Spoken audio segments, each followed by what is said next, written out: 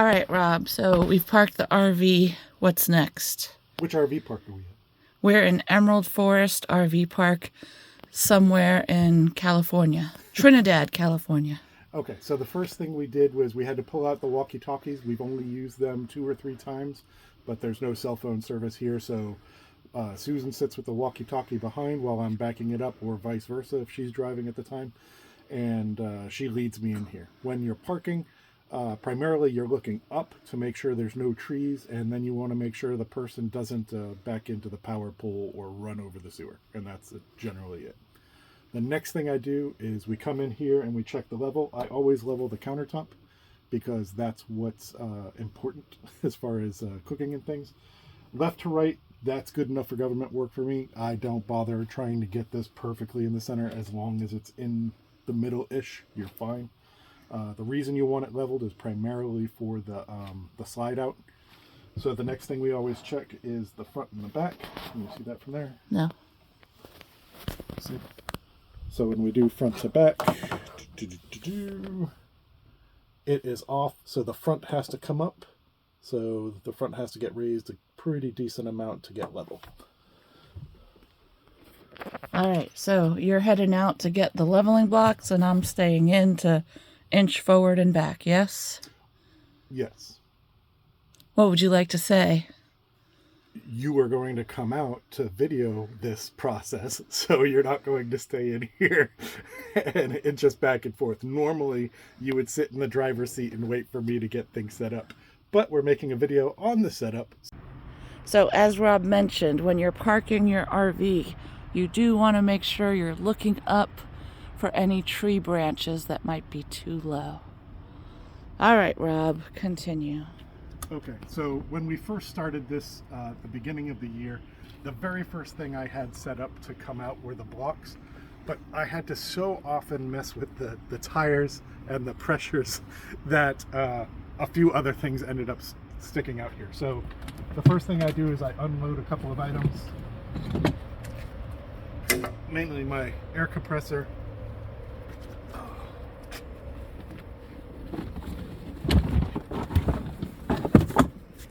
Then I pull out my Carmtech leveling blocks. I like this set quite a bit, and I'll show you why in a moment. Up close in person.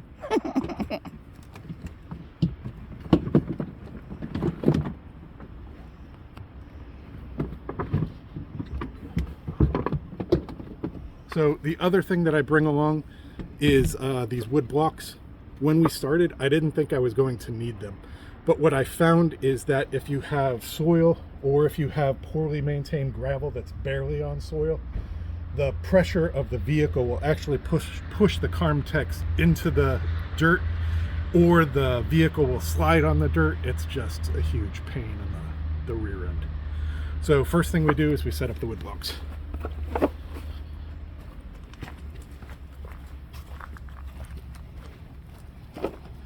And what I'm going to do is I'm going to have Susan back up about this many inches, about 30 inches, and then put this down so she can pull forward, so our final position will be where we are now. That's good. Okay, so we hopped in and we backed the vehicle up a little bit. First, blocks. And like I said, it was gravel, but there's dirt. It's just a mixture of stuff, and you can't count on it being supportive.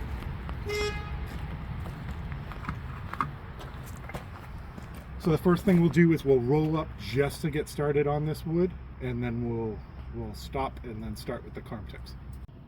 All right.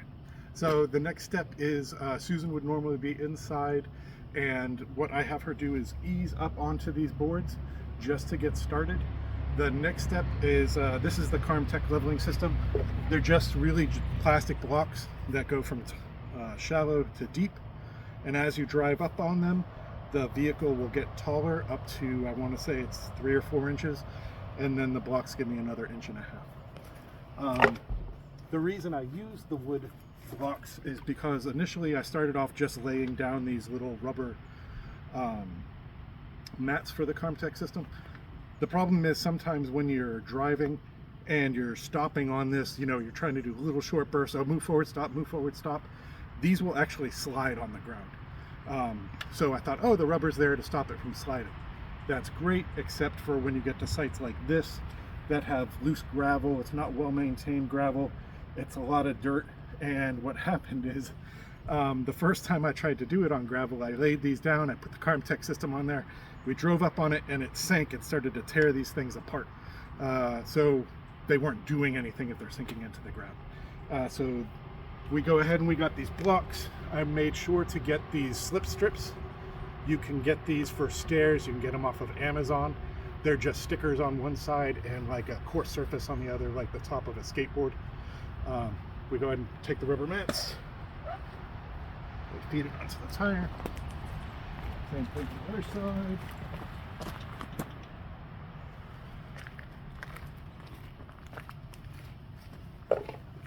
Now we go ahead and we take the Carmtech system, the levelers, and I give the levelers just a little pat. Doesn't probably do anything, but just to make sure it's down there. Makes you feel better. Yes, makes me feel like I'm doing something. So we're gonna cut here. Susan will get in the car and we will try and show you how this works. Okay, so Rob is going to be giving me hand signals, but one important piece of information is you always have your foot on the brake, especially while your partner is bending around by the wheels. So I'm going to put it in drive. I've got my foot on the brake, and I've got my left foot on the brake, right foot on the gas, and I'm just going to slowly move forward as he tells me. Okay, so he's giving me hand gestures like this, telling me how far to move. And you just go real slow. And his hands go like this to tell me when to stop. So normally he's checking the level. Just a little bit more. A little bit more. Normally every time I stop, I put the parking brake on and I put it in park and I keep my foot on the brake. So he's telling me this much. He went like this to tell me to stop. He's gonna come in and check the level. How's it look? That looks pretty damn perfect. Okay. So I can't take my foot off the brake until he puts those chocks in, because the car, the RV, will roll a little bit and we want it to be right in this spot. So I have the parking brake on, it's in park, my foot is on the brake, and we will stay like this until he gets the chocks in and tells me we're good. Because once I release the brake, it will roll just a smidge depending on how tight those chocks are in. So he's walking around the front. He's got the chocks in.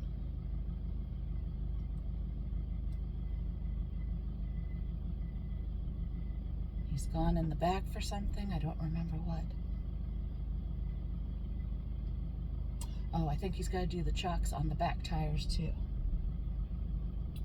So again, anytime the vehicle is on and he's working around the tires, I've got my foot on the brake. The emergency brake's on, it's in park, I keep my foot on the brake just to be sure there's no possible accidents. Okay, he's putting the chocks on the back tires.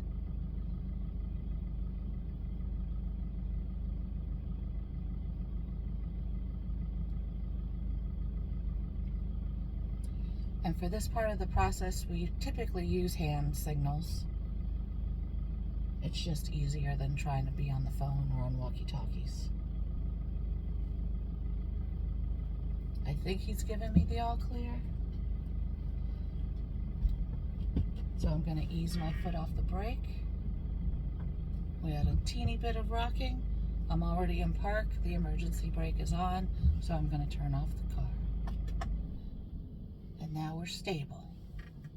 All right. So the next part of this is essentially I'm asking Susan to move forward. As she moves forward, I'm going to run back and forth inside and check the level. We always level the countertop because that's the part you want to be level. So here we go.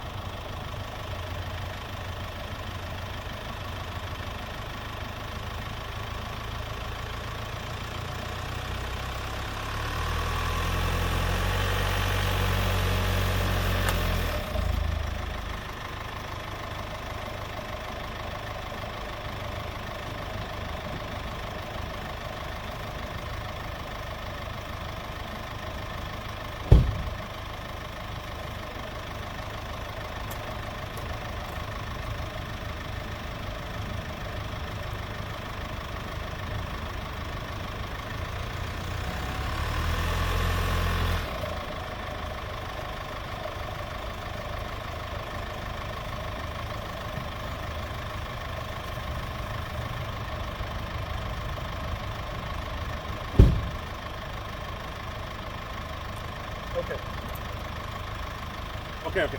So now that that is level on the inside, the next step is to take, these are the chocks that come with the contact system. I'm going to take them and I'm going to wedge them in on the back side of the tire so that it doesn't roll back, or when it rolls back it stops. Then I have rubber chocks that I'll bring out.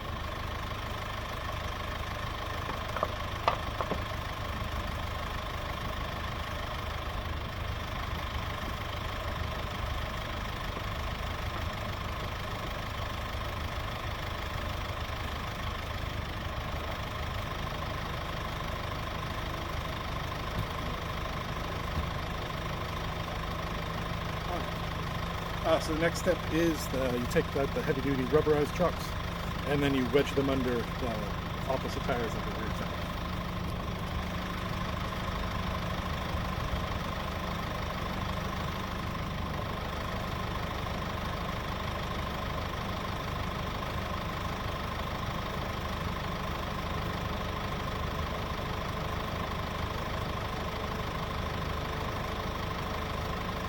Alright, from the outside, that is it for setting up the RV, leveling it, and getting it chalked. Okay, Rob, so we're parked, we're leveled, the wheels are chalked. What's next for the exterior? So next on the exterior, I always set Susan up with the electric, and I get the electric connected first. So I reach in here, and I grab my Watchdog power management system. I like this particular Watchdog because it has a small window down here to protect your outlet when you have it plugged in. And what this is doing is it checks not only for surges from the pedestal to your RV, but it also checks for, I think it's called brownouts, or when there's not enough power going into the system. It wouldn't set off a normal surge protector, but it could still damage all of your equipment inside. So you come over to your pedestal, you open up. For us, there's only a 30 amp, sometimes there's a 30 and a 50. First thing you do is you turn on the 30. It'll light up, and I wait for that click. If there's a problem, this guy will turn red and there will be an error code. That's happened to us twice in 6 months. Yeah. One time it wasn't a grounded pedestal, and the other time I'm not even certain what was going on, but they just had us move sites. All right, so shut it off.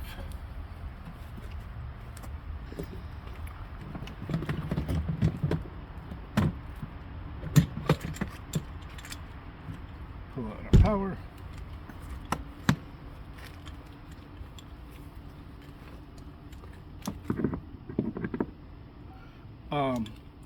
These 30 amp plugs have you slide it in and then give it like a little quarter turn to lock it into place. Once you have it in place, you give it that little turn, and then you just snug this fitting up and make sure you don't over tighten it.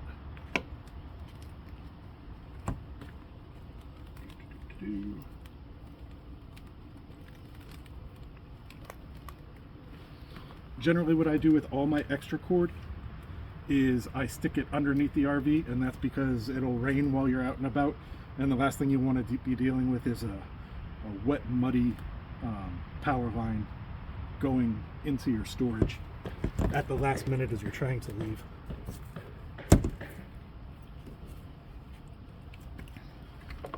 So you go ahead and pull that guy open. plug in. Make sure it rests comfortably and that you're still seated here well. Close. Turn it on. And now there's power inside. So the next step. Well, I have a question first. So when you initially checked with the surge protector, why did you shut that power off before connecting to the RV? I'm sorry, can you say that again? Why did I check? Why did you shut the power off here before plugging into the RV? Why didn't you just leave it on? You don't want surges, and I have no real better answer than that. I always shut it off before I make all my connections and then turn it back on. I don't want to be messing around with live wires. Okay. That's really the only... It might just be all in my head. It might just be my training and not wanting to get shocked. Okay. Because I am who I am. And so a normal surge protector probably run you about $50, $60, something like that. These watchdogs are probably closer to the $300 range, $250 to $300 range. For me, that's a lot of money. I wouldn't want somebody to be able to just walk off with this. So I bought a lock here, and it's just, you feed it through, around, and then lock it up tight. And the watchdog comes with a little hole just for this sort of thing. So it slides on in.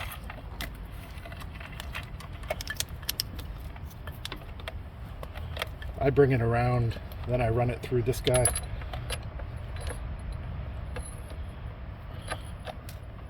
Now, if somebody was dedicated to doing this, all they would need is a serious pair of bolt cutters and either cut this or just cut the cord, and then they could take it. But you're trying to Not make it easy. You're trying to keep an honest man honest. If somebody's nefarious, they're going to do what they're going to do anyway. This is a little bit of a pain. You have to unlock it in order to feed it in. And then I just snug it up, let it go, and now my power is secured. Sometimes, so this light will stay on at night, and if you're in a really dark situation, this light could keep this person awake. Oh, you mean me? Yes. So what I have done in the past, is it back there? Yeah. Excuse me. Because I still have my Carmtech bag hanging around, and it's just sitting there, I haven't done anything with it, I'll take it and just cover it like this and let it sit there. All right, well, thank you. And my beauty rest thanks you too. Yes, but if it looks like it's going to rain, somebody gets lighted. Oh. That's... All right, Rob, we've parked, we've leveled, we've stabilized. Well, we haven't put the stabilizers down, but we've chocked the tires, we've connected the electric. So, what's next, Rob? So now Susan has power inside and she's doing her regular things inside. The next thing to do is to put down the stabilizers. The stabilizers on a Class C are these little pads right here, and they're just on a screw, and from the inside you push a button and they lower. I don't want to bury this thing in the dirt or in the muck. If I'm on a concrete site, that's fine, but what I try to do is decrease that travel. So these are usually used as leveling blocks. They come as a stack like this. 1, 2, 3. There are 10 of them. I split it into 2 even stacks of 5. And because I am anal the way I am anal, I bought the caps for it. The caps don't do really anything except make it flat and look decent. It would still work just fine without those, but I don't fight my nature. So never fight Rob's nature. Oh, we're not talking like that now. So the first thing I do is I'll just roughly put these under here. I'll have Susan push the buttons from inside. I have a rough job. To start lowering them. Usually we're on the walkie-talkies. I'll tell her to stop, and then I'll reorient this to make sure it's kind of squarely on there and tell her to keep going. So go ahead and stay here, so I'll put this one on the other side. I'm going to start lowering it. Okay. If you can just let me know when it's about an inch away from landing, I'll come out and square it up, or you can go ahead and square it up. Thank you. That's 25 years of marriage right there.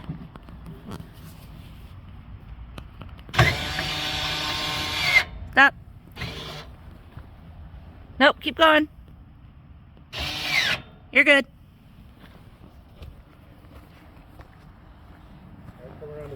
You placed it correctly.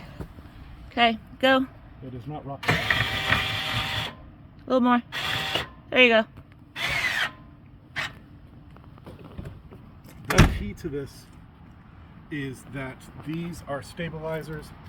You do not put a tremendous amount of weight on them. They're not there to hold your RV up. So you just want to, as soon as you hear it strain that little bit, you stop. If you put too much pressure on there, you could damage your stabilizers, and then you're spending thousands because you are insecure. All right, so we're now on the passenger side of the RV because We've leveled, we've hooked up electric, we've stabilized so the inside, Susan's not rocking all over the place, everything is set. The next thing to do is set up water. So keep water in here. And why do you keep water stuff in here? So I keep water stuff in here and not in the back because this bin has an actual hole in the bottom, and if there's any water left over, it can evaporate out and or drain out if there's that much water. That back cabin is completely sealed, but it goes all the way through. Yeah, we have a pass-through storage. Yeah. So I even keep a dehumidifier back here, these little cylinder things, to keep it dried out most of the time. But this storage bin is meant for wet stuff, and you might have a wet storage bin too. Yeah, so what I keep in here is I keep my long folding thing. So keep a folding chair, keep the tables, and the water supply stuff.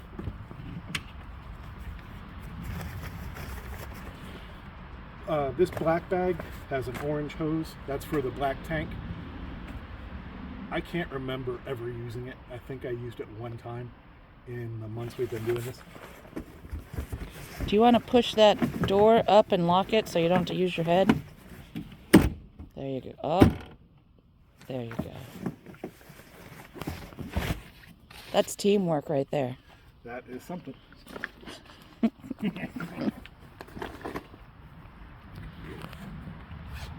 Who got you that color-coded bag to keep the water stuff in, Rob? My wife is amazing, beautiful, and intelligent. Okay, so first thing we have is the other side. There's a hose bib. I go right from the hose bib to a splitter. The reason is sometimes you need an extra hose to do other things, just get water to clean off the RV or to hose something down. I got a nice brass piece.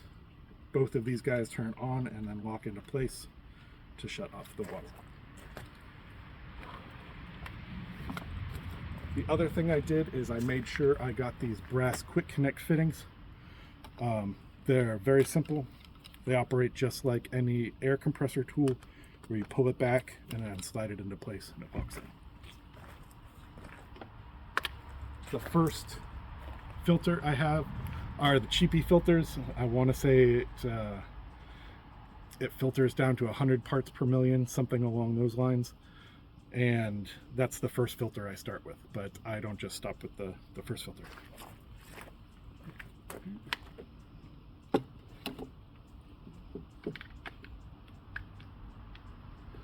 I fell down a rabbit hole of water supplies to RVs, as probably you're doing if you're watching this video, and I got this A.O. Smith canister filter. You can get different types of filters that go in here. This one takes it down to, I want to say 5 or 3 parts per million, something along those lines. The other thing that you have to keep in mind is the first time you run a filter, you want to go ahead and hook up the water and turn it on to wash out all of the carbon. I forgot when I did this one. So this filter should be bright white, and it looks gray because it filtered out all of the carbon that came out of that filter, and I just wasn't good. I have I want to say 1 or 2 more of these back in the storage area. I always keep extra parts. I keep extra fittings because something's always going to go wrong. That's just the way of the world. So let's go ahead and walk over there and I'll start setting this up. And then I'll just run back and get that back. Okay, so we're on the other side of the RV. I went ahead and purchased this little stand because this A.O. Smith guy is not terribly stable unless you're just going to lay it on the ground, and I don't think there's any problem with that other than having to clean it all the time. Other than what? You would have to clean it all the time if you left it on the ground. Yeah. Laying on its side.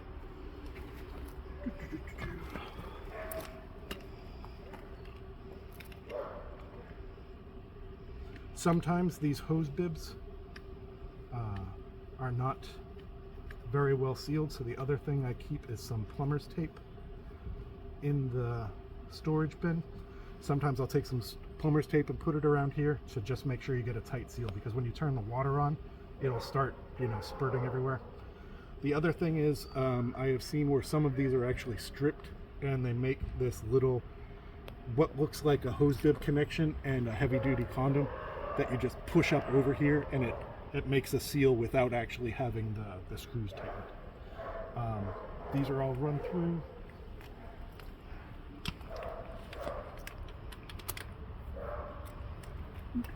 I'm not going to fight the way this hose is wanting to bend, so I'm going to go ahead and go around.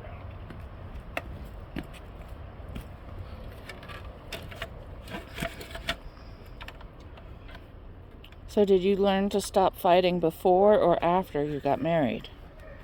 Neither. I'm just not that bright of a guy. Don't say that. You get smarter the older you get, but you still make stupid comments. Your filters aren't all there. So right now we've got water coming through the first filter, takes it down to 100 parts, down to this one, takes it down to small parts. You can do that. Some people do it up into 3 stages. It's probably smarter to do it in 3 stages. I may do that in the future, but this is our first year doing this.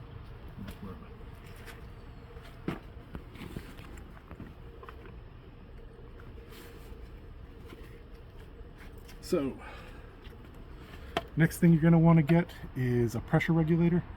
And the reason you want to do this is you don't want more than 60 pounds of pressure, maybe 65 pounds of pressure in the RV. Because your water lines aren't really handling it. Some of these RV parks, when you get to them, they'll have very high pressure.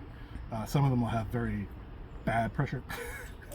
But this is to fight the high pressure. Has a little adjustment here. You just lift it up or down depending on what the pressure is at. I started the first and second time we came out, I put the pressure regulator right off of the hose bib before I got to the first filter. The problem was happening that our water heater wasn't turning on or wasn't running properly because it needs that certain pressure to get in. And the problem was I lowered it down to say 40-50 pounds of pressure on here, then it went through that filter, then it went through that filter, and by the time it got to the RV it wasn't doing great. So these days what I do is I connect. Again, I have these connections on all of my fittings just because it makes this setup process that much easier.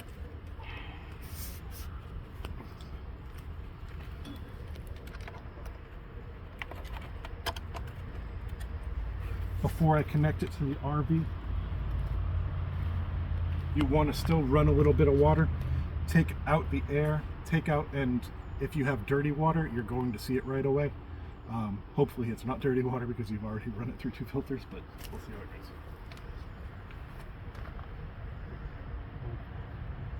So first thing,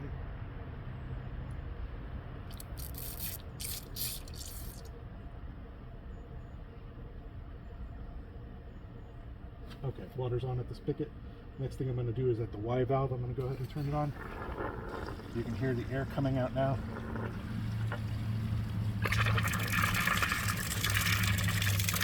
That looks clean. So originally I started out with a 50-foot hose at this point. I never needed a 50-foot hose, so I went ahead and purchased this small 10-foot one. it's come in like a champ and has been much easier to handle and pack up and put away. I still have the 50-foot one in case we end up in a situation where it's much farther away, but between that 3-foot section and the other 3-foot section, I've got 6 feet there, and this 10 feet will give me 16 feet. Okay, so once you've run the water through and you've made sure it's clear, the next thing you're going to do is hook it up to the city water. I like these 90-degree connections, and I looked for it specifically because what will happen most of the time, people will put a hose on here, or they'll put a filter and then a hose, that white filter, and what you'll have is this long arm of things here and a lot of pressure just pulling down on this connection. So you just want to take this, you want to look for city water connection. You don't want to hook it up to your black tank. That's not good. So you take it and then you just tighten it up. Well, it is good to add water to the black tank, but you don't want to put the hose to the black tank and think it's... Well, that's what you would use the orange hose for that I don't usually use. Yeah. But we'll fill up. Usually you want to start with 5 to 10 gallons of water in your black tank so you don't get a poop pyramid. And usually what we'll do is we'll just run once I have this water connection set up, Susan will run the water in the bathroom for like 3 to 5 minutes just to make sure there's a decent amount of water in the bottom of the black tank. This one goes right into the water system, so we should be good to go. The next step is to turn on the water.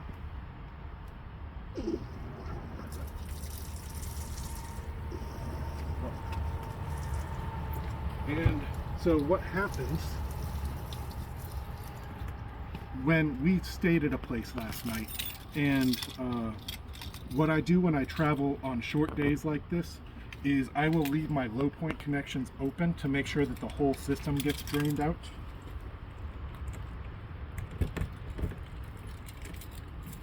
This has only happened actually like twice before, but of course it's going to happen while we're making a video, but that's fine. We learn together.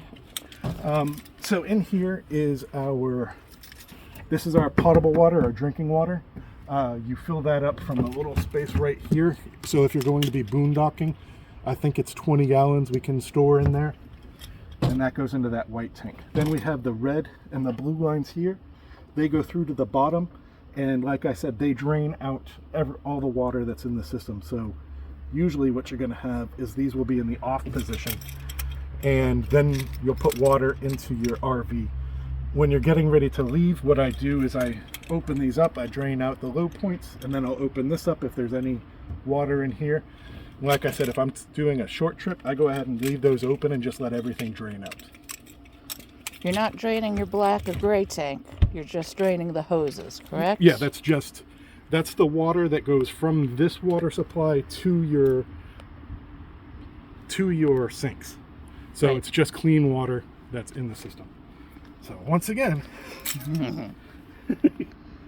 we're showing you what to do and what not to do. okay, so the other thing that's happened, so now you can hear it's connected. The other thing that's happened is our pressure regulator. The last 2 trips, or maybe the last trip and this trip, this pressure regulator is reading 0. I know it's not 0, it can't be.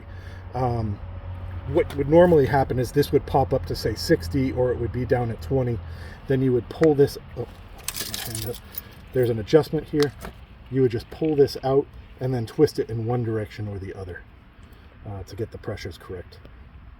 The only way we'll know if the pressure is too low right now is if the water heater won't work, and then I'll come out here and I'll pull it out and I'll adjust it higher. What I'm looking for once this is all on is I'm looking at each one of these fittings to see if there's any water leaking out. If there is, what I do is I break up my wrench, I just tighten a few things, or I put a little plumber's tape on something, and I call it a day. But I've only had to repair it maybe twice. This is the first time. This hasn't lasted more. When did we get the RV? February of 25. So 9 months. This is 9 months old and it stopped working. So I will order another one. I'll contact the company, see if they have anything to say about it, but more than likely it's just me buying another one. When you have an RV, it's just bring another 1,000. There's always something else that you need to get, some other piece. I mean, just in this system, you've got the 90-degree piece here, you've got the quick connects too, you've got this hose 3, you've got the regulator 4, a filter 5, the different filters that go in there 6, 7, you've got the stand 8, another hose 9, another filter 10, the Y connection 11. So 11 things that I had to get, didn't have to get 11 things because on me I got to make this connection work easy. And those quick connects, I swear by them. Otherwise you would be cranking on things every single time to make this whole system up. The quick connects just save you a bunch of time. So Susan's a teacher, and during the summer we decided we were going to travel around the country, which meant we weren't going to be at home, which meant I wouldn't have my tools. This is the one thing I thought I would never need. It's like a 325 piece tool set. I thought when I bought it, what a waste of money. All that weight I'm going to carry around for no reason. I have used this GD thing every single time we've come out for something. Something's always going on, something's always going wrong. What's happening right now is over here, when I had turned the water on, there was just this small drip of water coming down here. So, need my wrenches, just gonna tighten that up a little bit and call it a day. Okay, Rob, what's next? Okay, we're leveled. We've got our power, we've got our stabilizers, we've got our water hooked up, so everything inside is fine. One of the things Susan checks when we are backing up is that there's enough room for this slide. We started out with a small pole. Ours is cardboard. You can get a piece of PVC, and what's recommended is once the slide is out, you get a piece of PVC and cut it to that length so that you can put it up against your RV. And what you're looking for is anything in this area that would maybe interfere or that it would hit. Usually what you do is you walk around with that pole before you even start leveling, because right now if I found out that my slide out wasn't going to work, I either have to leave it in or I'd have to undo all of the work that I've already done, move the car over so that we can get the slide out and start again. But from this point, we just visually checked that everything is fine, and now Susan from the inside has to turn the RV on, because that's how our Class C works, and the slide out will only come out when the RV is on. So she'll turn the RV on, make sure it's parked, all that good stuff, walk over, push out the slide. I'm out here just watching. I give a thumbs up, and then we're done with the slide out. Okay, so it's slide time, so I gotta turn on the RV. And you hear that beeping because the stabilizers are down. So if the RV is on and the stabilizers are down, you'll hear that beep. That tells you don't move. Okay, one very important thing before you put out your slide, if you are traveling with a pet, make sure you know where your pet is. Bella likes to go behind the couch, and that's the part that moves with the slide. So I can see her. I've checked all around the perimeter of the slide to make sure nothing's going to get caught. I make sure she's not moving. And I put the slide out. She's very curious about it. Good job, Bella. All right, so we just put the slide out, Rob. What's next? The next step, what I'm doing out here is I set up the steps.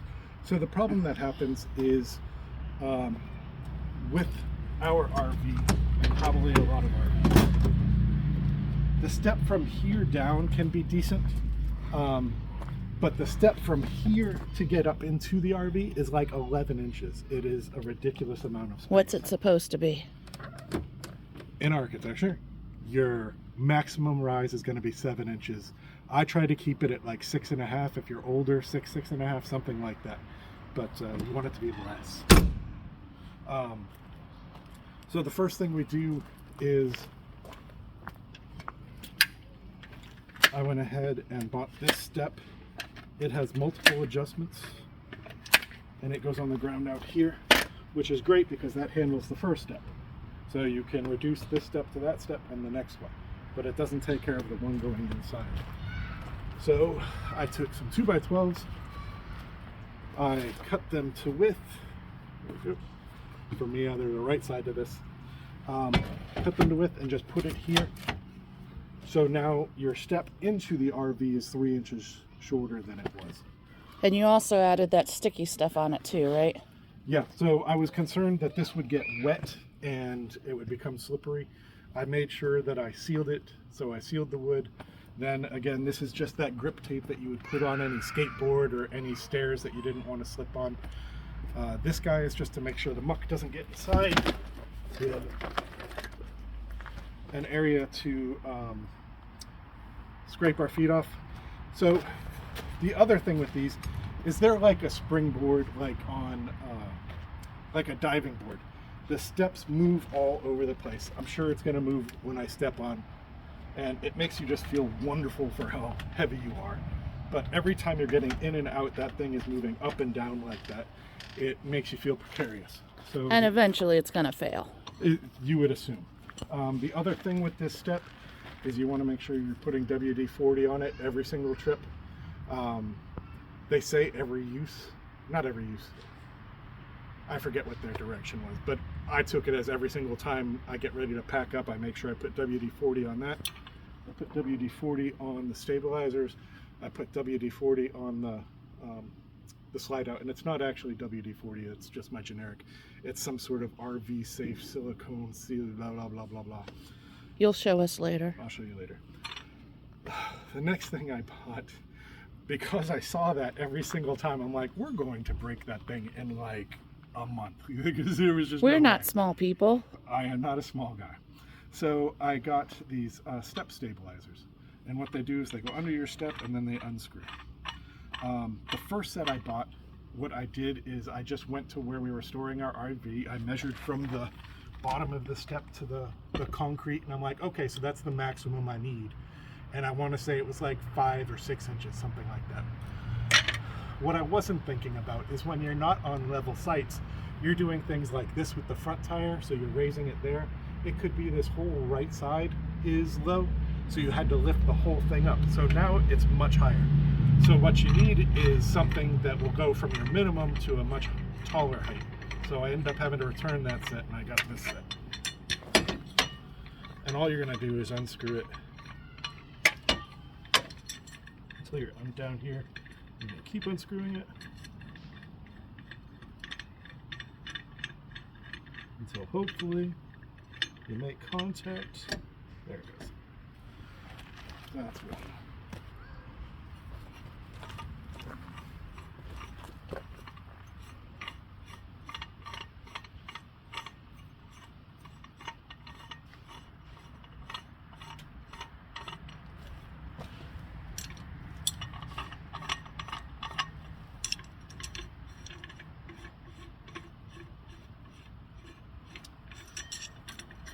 I'll generally put the same lubricant on these guys each time I put them away to store them.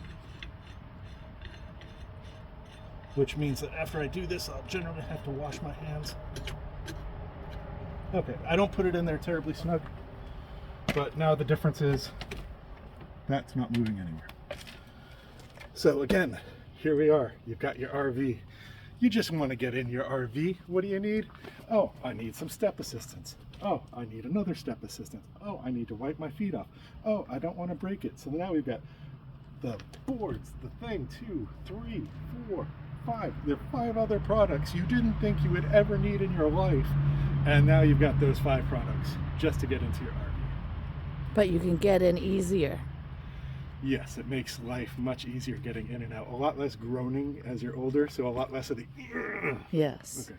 And you don't want to be the one to have to replace that step that comes in and out because it failed. Yes. All right. Good job, Rob.